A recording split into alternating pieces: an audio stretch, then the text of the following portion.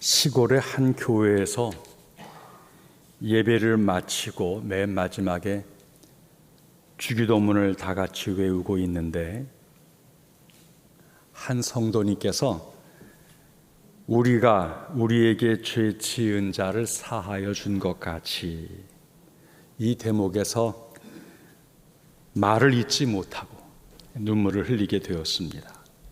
목사님께서 그 이유를 물어보니까 그동안 계속 싸우고 미워했던 이웃이 기억이 났습니다. 이웃을 이렇게 미워하면서 내가 하나님께 나와서 내 죄를 용서해 달라고 기도하는 게 맞습니까? 성도는 예배가 끝나자마자 그 이웃을 찾아가 용서를 구했고 전심으로 저를 위해서 축복하며 기도했다 합니다. 목사님께서 이 성도 이야기를 다음 주일날 예배 때 나누게 되어졌어요. 다른 성도들 또한 양심에 찔렸습니다. 그래서 예배를 마치고 모두가 자신들이 마음속으로 미워했던 그 이웃을 찾아가서 전심으로 용서를 구했습니다. 그러자 놀라운 일이 벌어졌습니다. 성도들이 용서를 구했던 이웃들이 그 모습을 보고 교회로 몰려들었어요. 저들도 자신의 삶으로 돌아가서 똑같이 다른 이웃들에게 잘못한 것을 용서를 구했고, 이 운동이 사방으로 펼쳐지게 되어졌습니다. 영국의 웨일리 지방에서 일어났던 스코틀랜드의 유명한 부흥의 출발이었어요. 한 농부의 진심 어린 주기도문 앞에서의 회개 기도가 그만이 아니라 모든 주변에 큰 충격과 변화를 주었던 부흥의 불씨가 되었던 것이죠. 우린 종종 본질을 잊어버릴 때가 참 많습니다. 어느 틈엔가 익숙해지고 또 기교에 능해지고. 하지만 믿음 생활은 아무리 세월이 많이 흘러도 겉옷을 갈아입는 게 신앙생활이 아니라 우리 영혼을 하나님 앞에 바로 세우려고 하는 몸부림이 우리 신앙생활입니다. 세월 지나면 직분도 있고 체면도 있고 인간관계도 쌓이고 여러 가지 이루어가겠죠. 하지만 신앙생활은 그런 것들은 아닙니다. 오늘도 하나님 앞에서 벌거벗은 내 영혼을 드러내 놓아야 합니다.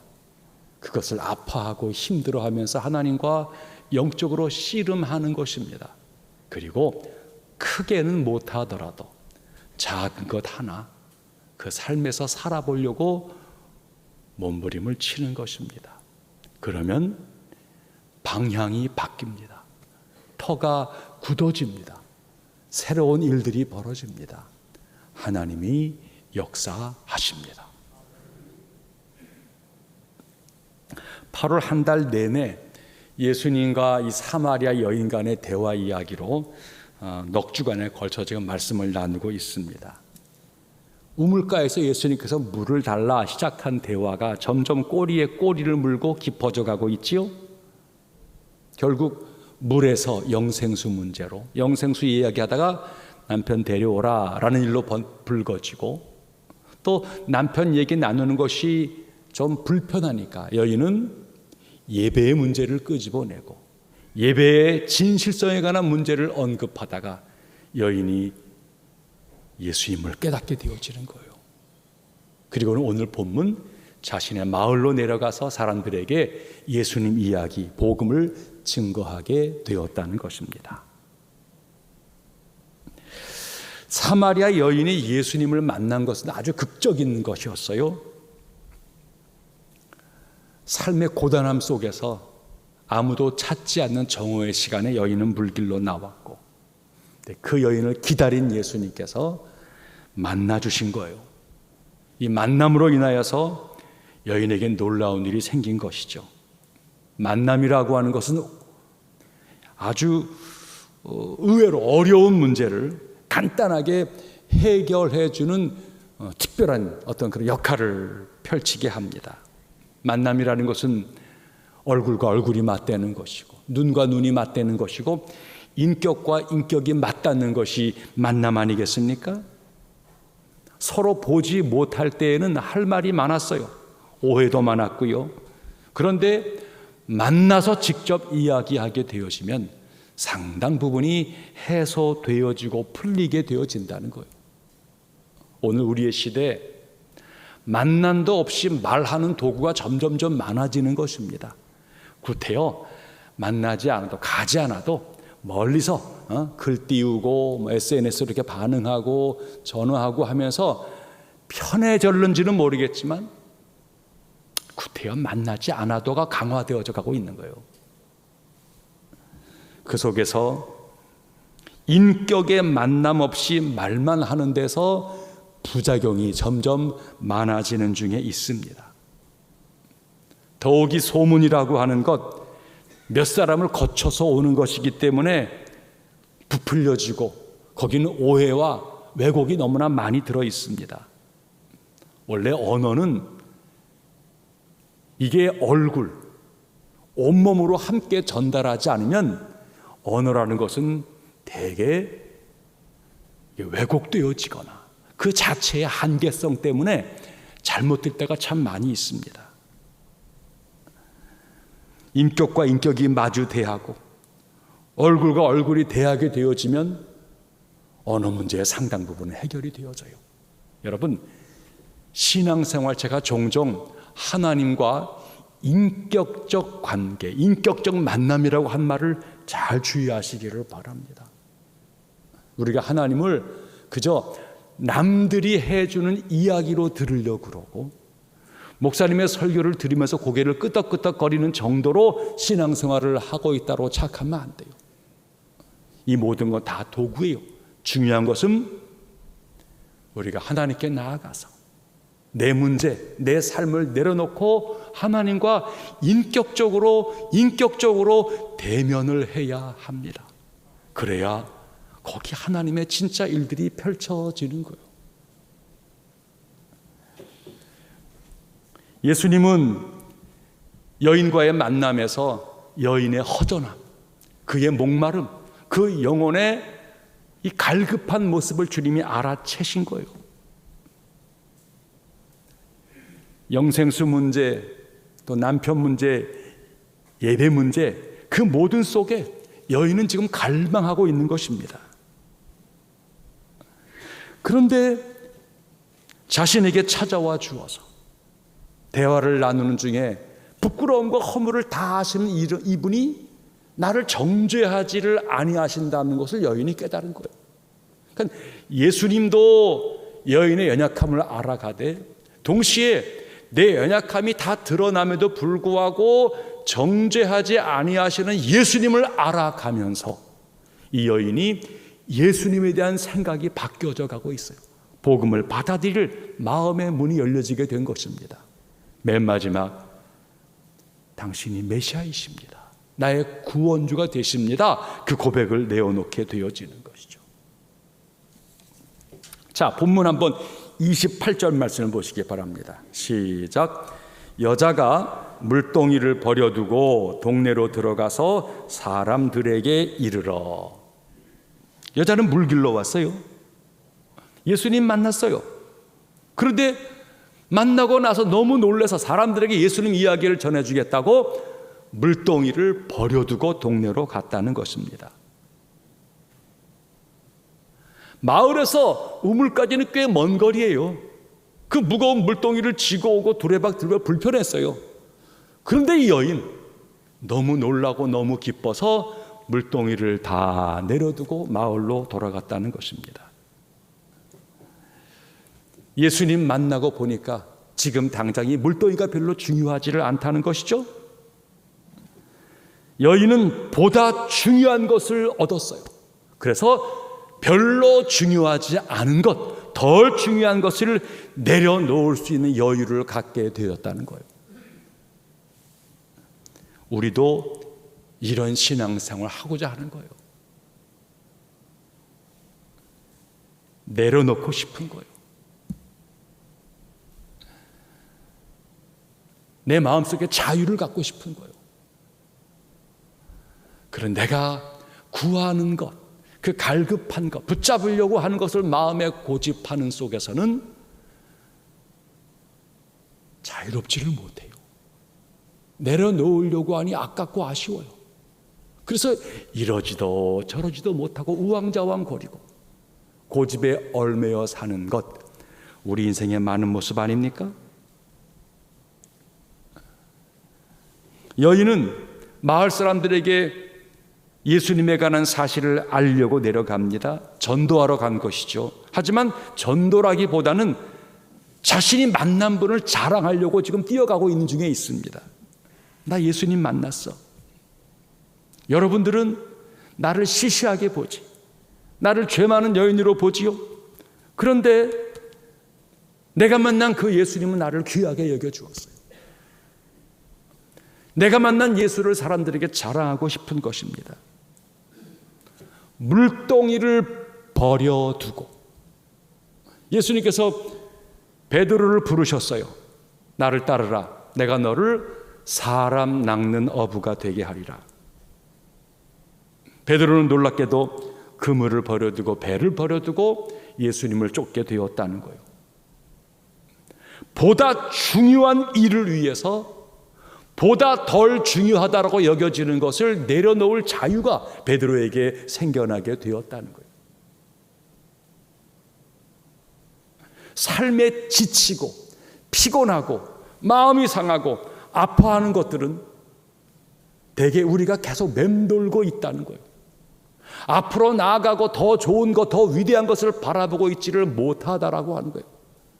그 속에서 계속 맴돌게 되어지면 느는 것은 고집이고 억압되어진 마음이고 불편한 거예요. 자기가 자기를 더 몰라요. 예수님께서 밭에 감추인 보화 이야기를 들려주시는 거예요. 농부가 자기 땅은 아니에요. 소작농으로 일하다가 남의 땅에서 일하다가 땅속에 묻힌 보물을 발견케 되어진 거예요. 어찌합니까? 집으로 달려갔어요. 자기의 전 재산을 다 팔아서 그 땅을 사게 되었다는 거예요. 땅을 산 겁니까? 아니에요. 그 속에 보화를 발견했기 때문이에요. 정말로 중요한 것을 얻은 거예요. 그거를 붙잡고자 하는 거예요. 그랬더니 나머지 것들에 대해서 자유로워졌다는 거예요. 내려놓을 수 있었다는 거예요. 다 버릴 수 있었다는 것이죠. 이게 기독신앙의 비밀인 것입니다. 우리는 영생을 아는 거예요. 천국을 붙잡은 거예요. 그러니 십자가를 붙들고 내가 나를 부인하고 내려놓을 수 있는 여유가 생겼다는 거예요. 중요한 것은 더 중요한 것을 아느냐 모르느냐에 관한 문제예요. 믿음 생활을 하면서 이야, 이거 정말 귀한 거다. 정말 말씀이 귀하다. 정말 은혜다. 더 귀한 것을 우리가 날마다 발견하고 있느냐라고 하는 거예요. 보다 귀한 가치관이 우리를 사로잡게 되어지면은 별로 중요하지 않은 것들에 대해서 내려놓을 여유가 생겨나게 되어지는 거예요. 이런 사람은 방향이 틀어져요. 생각이 달라지는 거예요. 바라보는 입장이 새로운 것을 바라보는 거예요. 신선한 거예요. 귀한 거예요. 그런 사람들이 누군가에게 영향을 끼치게 되어지는 거예요. 그리스도인, 위대한 영적 가치를 알아보고 그거 붙잡은 자가 진짜 그리스도인이에요. 자, 29절과 30절입니다. 시작. 내가 행한 모든 일을 내게 말한 사람을 와서 보라. 이는 그리스도가 아니냐 하니 그들이 동네에서 나와 예수께로 오더라. 아멘. 동네로 물동이 버려두고 뛰어가서 지금 예수님 이야기를 하려고 합니다. 여인이 증거하는 내용이 너무나 재미가 있습니다. 내가 행한 모든 일을 내게 말한 사람을 와 보라는 거예요. 내가 그 사람한테 말하지 않았는데, 내 부끄럽고 이 창피한 거 내가 말하지 않았는데 그분은 이미 나를 알더라는 거예요. 보통 분이 아니라는 거예요. 하지만 그분이 나를 아는 것 정도가 아니에요. 중요한 거는 뭐예요? 그런데 그분이 부끄럽고 부족한 나를 아시는데 정죄하거나 나를 창피해 주지를 않았다는 거예요. 그분의 따스한 말씀, 그분의 나를 품어 안는 듯한 그 넉넉한 마음, 이거를 바라보면서 이분이 선지자가 아니냐, 메시아다라고 말하는 것이죠. 마을 사람들이 뭐라 그래요? 와서 가보자, 그분을 보자 라고 말하는 것입니다. 와서 보라, 기독교 신앙의 핵심 용어예요. 복잡하고 어려운 말로 전도하는 게 아닙니다. 와서 봐라, 너도 하나님 뵈면 돼, 하나님 만나면 돼 라고 말하는 것입니다. 우리가 바라는 것 딱 한 가지예요. 너도 하나님 만나면 돼. 교회 와서 하나님 만나기를 바래. 복음은 가르쳐서 알게 되는 게 아닙니다. 예배를 드리고 와서 마침내 보는 중에 하나님을 체험함으로 믿음이 들어가게 되어지는 거예요. 누구도 이 진리를 받는 순간에는 여인처럼 위대한 일이 그의 삶에 벌어집니다. 사마리아 여인, 와서 보라고 외치면서 이분이 정말 그리스도가 아니겠어? 이분이 나의 구원주야 라고 사람들에게 말하고 있는 것입니다. 여인이 받은 은혜가 뭡니까? 병 고친 겁니까? 삶에 무슨 큰 필요와 도움을 얻은 것입니까? 죽은 자가 살아나는 걸 본 것입니까? 그거하고 전혀 관련이 없어요. 이 여인, 자신의 과거를 속속들이 다 아시는 예수님 앞에서 이 예수님이 나를 아시는데 내 은큼함, 내 검정투거리, 내 정말 못되고 악한 것 주님이 다 아시는데 이분은 나를 정죄하지 아니하시고 있는 모습 그대로 나를 품어주신다는 거예요. 이게 은혜예요. 이게 은혜. 여러분은 어떤 은혜를 받고 계십니까? 예수님은 어떤 분이라고 말하고 계십니까? 와서 보라 전도할 때에 그 다음에 할 말이 무슨 말입니까? 예수와 나와의 관계를 다른 사람에게 어떻게 말하고 있습니까?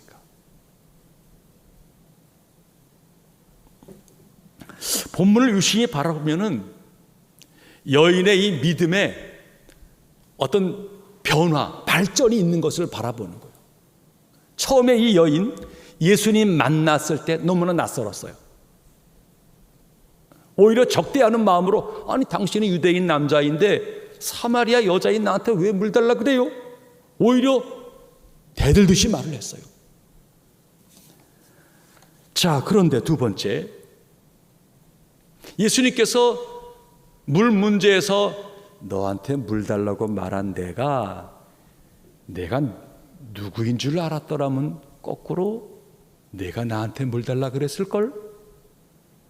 이러면서 물이 영생수 문제로 바뀌어갈 때에 이분 특별한 분이네, 이상하다, 이런 정도 마음을 가진 거예요. 그리고는 남편 문제로 갔을 때 부끄러움, 숨기고 싶은 것이거든요. 이분이 다 한다는 거예요. 창피하죠, 부끄럽죠. 그런데 이하에 주님께서 그 여인을 나무라거나 그 인생을 부정하지를 않으세요. 오히려 얼마나 힘드냐는 듯, 너도 구원받아야 한다는 것, 이렇게 주께서 품어 안는 모습을 보이자 여인의 마음의 문이 열려지게 되었다는 거예요. 선지자신가 보세요. 하나님이 내게 보내신 분인 것 같아요. 그러다가 맨 마지막 당신은 그리스도이십니다, 이 고백을 했다는 거예요. 여인은 예수님을 계속적으로 만나가면서 점점 그 입술의 고백이 달라지고 있어요. 유대 남자에서, 낯선 사람에서, 선지자에서 맨 마지막 그리스도, 나의 구원주로 바뀌어가고 있는 거예요. 이 고백은 사도 바울의 서신에서도 그대로 나와요. 사도 바울, 처음에는 기독교를 핍박하는 자였어요. 아주 자신을 스스로 말하기를 무서운 자라고 얘기한 거예요. 그러나 예수 믿었어요. 그리고는 생각과 마음을 바꿨어요. 하지만 아직도 혈기가 있어요. 복음을 증거하고 전도하러 가면서도 서로 다투고 싸움도 많이 했어요. 그런 바울이 다듬어지고 다듬어져 가요. 주님에 대한 고백을 더 깊게 해 나아가요. 처음에는 단순히 제가 하나님께 죄인이라고 말을 했어요. 하지만 맨 마지막 단계에서 사도 바울의 신앙 고백은 내가 죄인의 괴수라고, 나보다 더 큰 죄인은 없다고, 더 성스러워져 가고 더 고상해지고 더 헌신적이 되어져 가는데 하나 자기 고백은 내가 더 큰 죄인, 내가 모든 죄인 가운데 최고라고 말을 하는 거예요. 바꿔 말하면 뭐예요? 하나님을 점점 깊이 깨달아가는 거예요. 하나님을 알아가는 마음이 점점 깊어지고 넓어져 가는 거예요. 사람이 성숙해져 가는 거예요.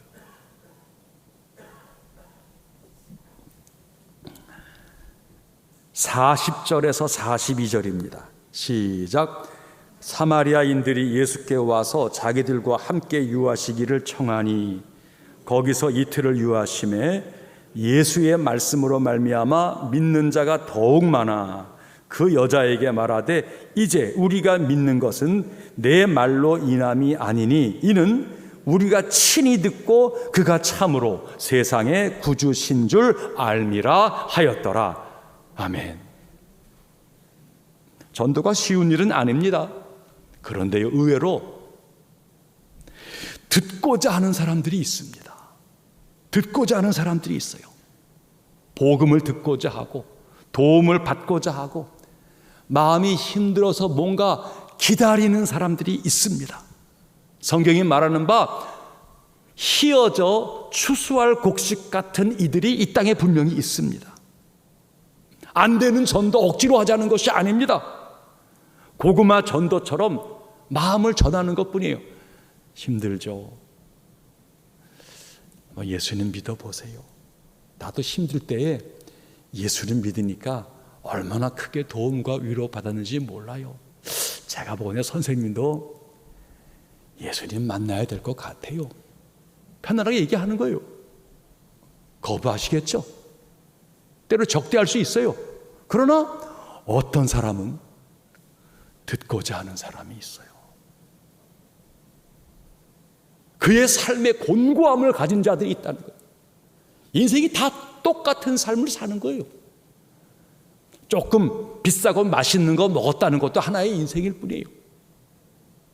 조금 높은 자리에 앉아서 사람에게 뭐 이렇게 좀 큰 소리 지르는 그것도 또 하나의 인생일 뿐이에요. 하지만 어떤 삶의 단위에 있든지 사람들은 다 힘들어요. 다 가슴이 아파요. 토하지 못하지만 상처와 눈물이 있어요.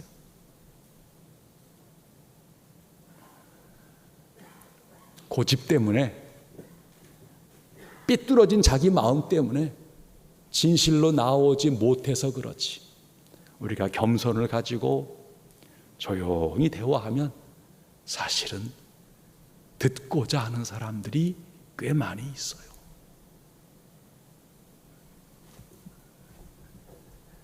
어느 초신자의 말입니다. 자기 옆집에 집사님이 사시는데 3년을 이웃하고 살았지만 자신한테 예수 믿으라고 한마디도 말하지 않았다는 거예요.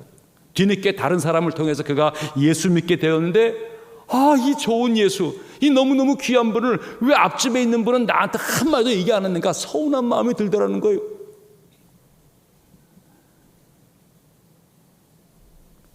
희어져 추수할 곡식이 주변에 많이 있어요.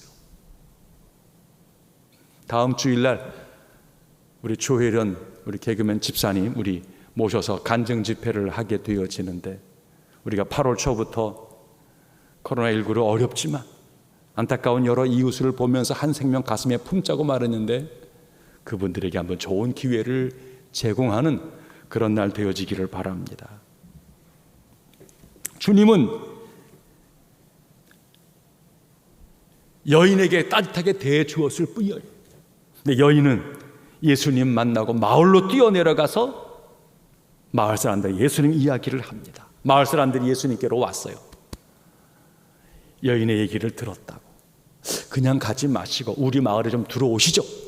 마을에 들어가서 며칠 거기 머물렀다는 거예요. 유대인 대부분은 그 땅을 지나가지도 않아요. 사람 만나지 않으려고 그래요.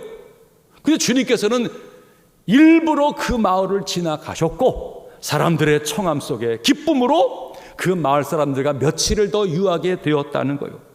그랬더니 저들이 예수님 말씀을 직접 들으면서 그들의 삶에 놀라운 변화가 나타나게 되었다는 거예요. 여러분, 주님이 그들과 더불어 며칠을 함께 유한 것뿐이에요. 물어보고 답변하셨겠죠. 식사하셨겠죠. 그러는 중에 사람들의 마음이 다 열리게 되었다는 거예요. 마찬가지예요. 우리들의 가슴에 새 생명을 품었습니까? 누군가 아이고 저분도 예수 믿으면 좋겠는데 라고 하는 마음을 품었습니까? 우리가 할 일은 다른 거 아니에요. 함께 유하는 거예요. 함께 시간을 갖고 함께 식사하고 함께 때때로 이야기를 나누는 거예요. 그러면 어느 땐가는 우리 속에 있는 예수 그리스도가 저에게로 흘러 들어가게 되어지는 거예요. 우리는 옆에서 기도할 뿐이죠. 하나님, 주님이 저를 만나 주시기를 바랍니다. 기도하는 거예요. 주님께서 만나시면 모든 인생은 달라지는 거예요. 42절에 사마리아 사람들이 하는 말이 특별해요.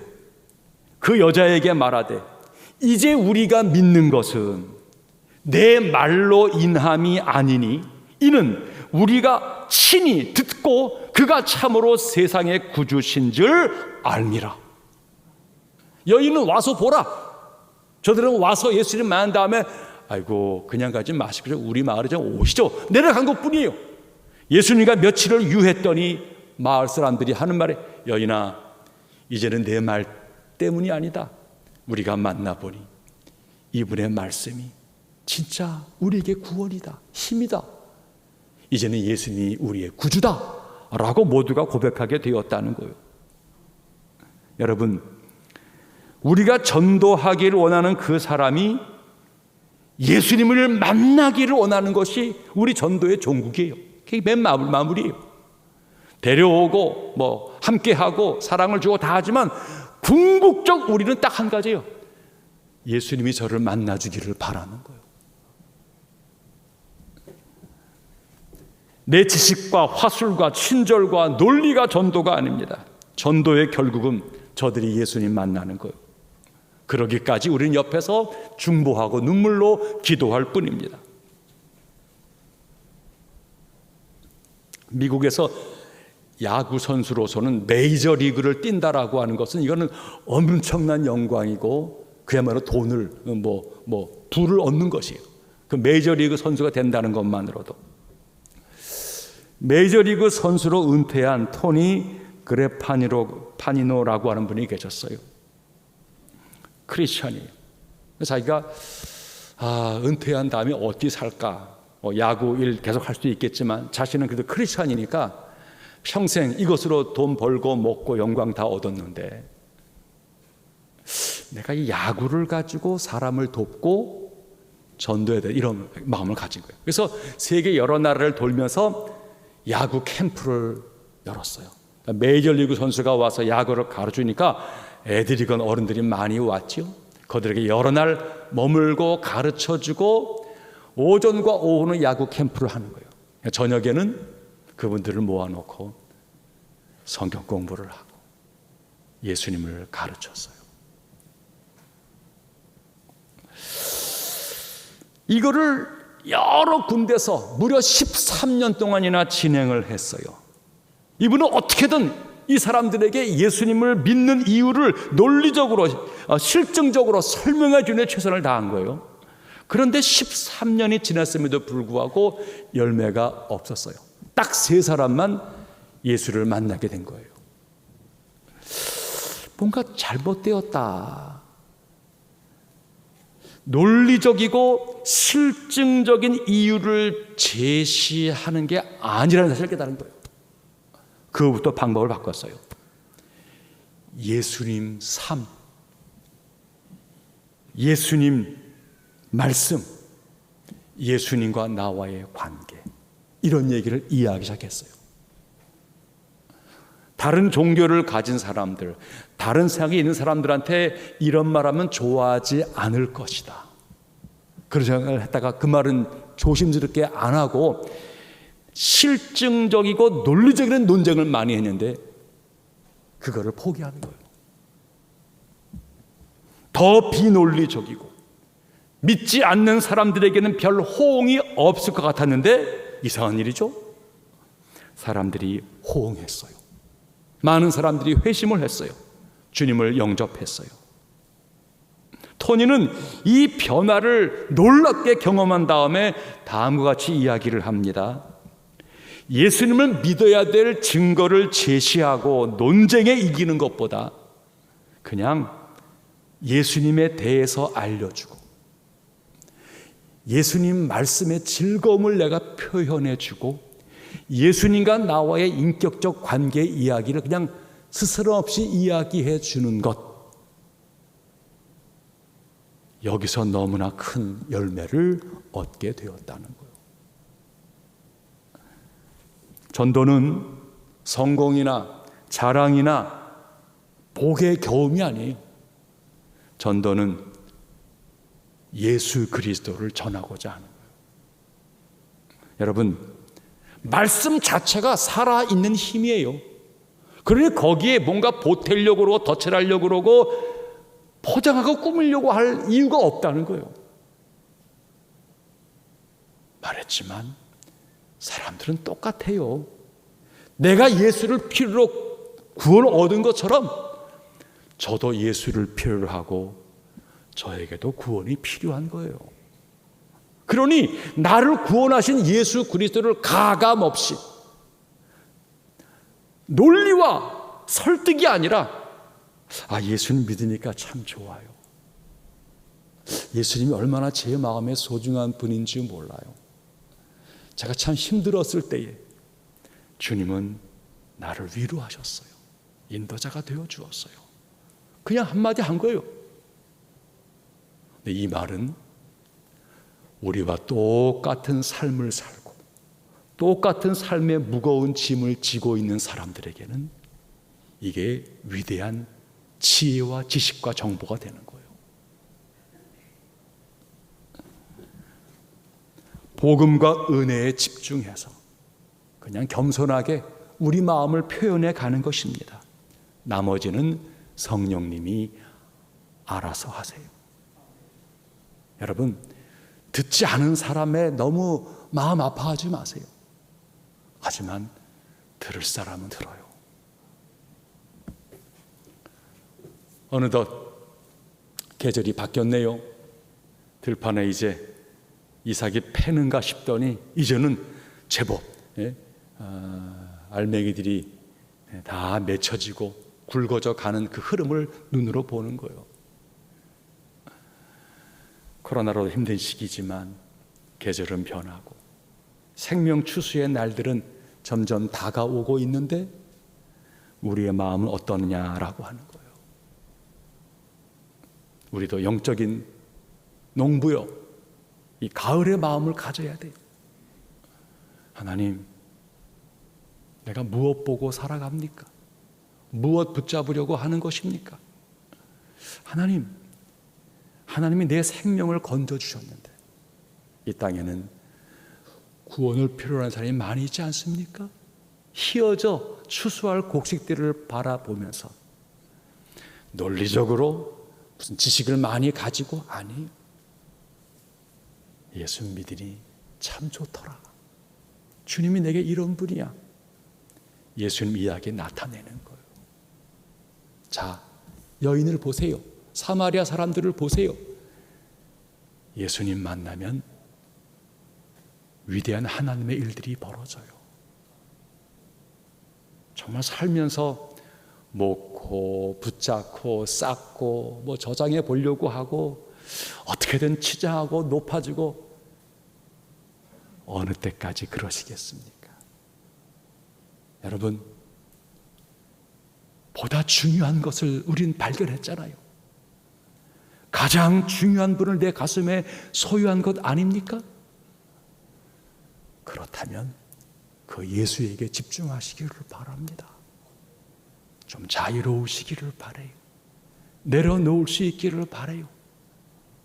예수 믿고 인생의 추수기로 점점 다가오는데 아무런 결실이 없다는 것은 잘 믿는 거 아닙니다.